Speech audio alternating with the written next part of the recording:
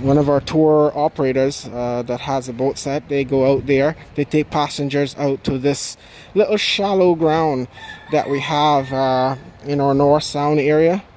And this is where fishermen many years ago used to come there, and because it was shallow, they could go right there and they could clean their fish before making landfall.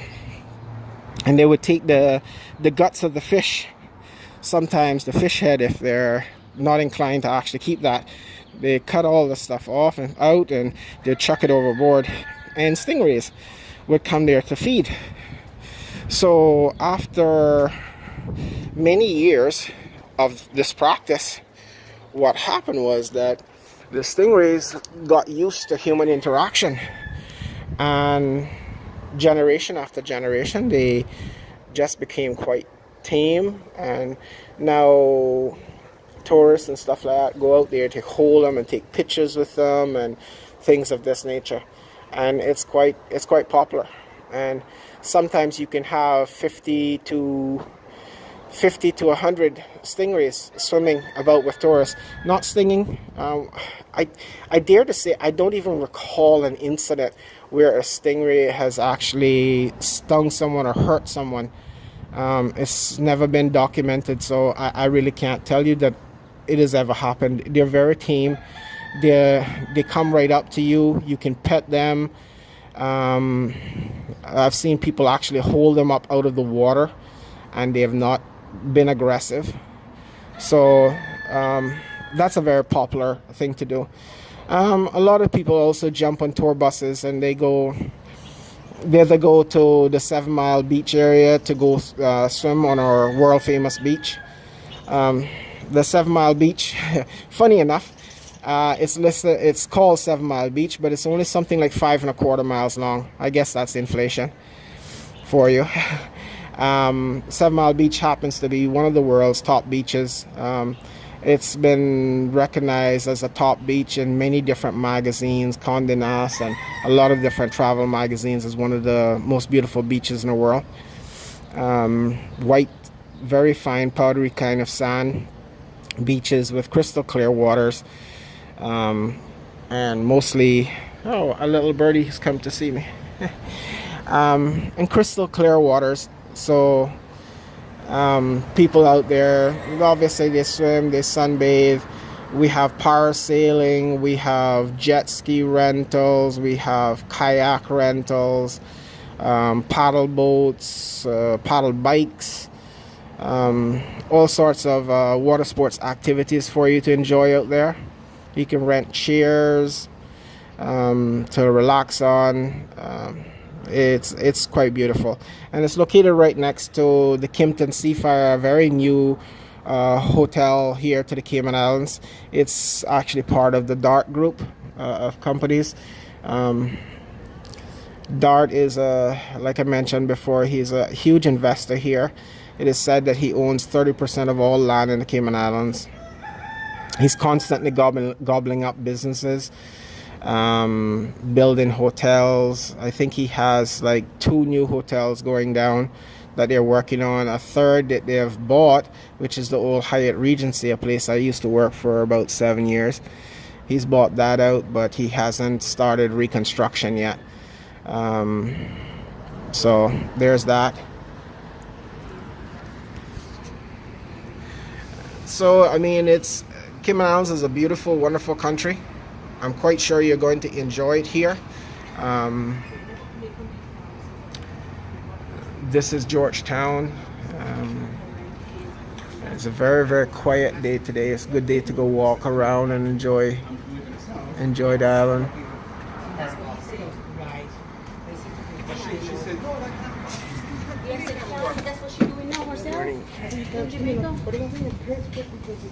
So yeah, this is mostly our touristy area, where you can find like a lot of gifts and souvenirs. Clothing stores over there open. So here, they're not open today, but this is watches, perfumes, and other kind of stuff of that nature. where Alex and Annie is having a 30% off for a limited time. Over here, again, more jewelry, bags, watches, perfumes.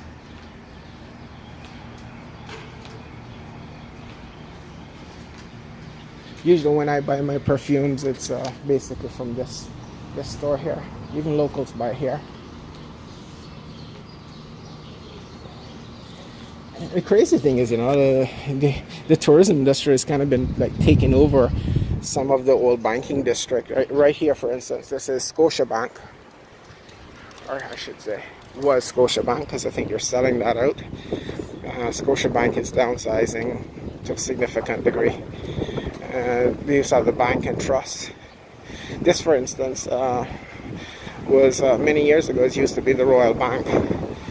Now Royal Bank has built their own building on the opposite side of here. And you remember me telling you earlier about CIBC and Barclays Bank merging together to create a First Caribbean International Bank. That's their building over there.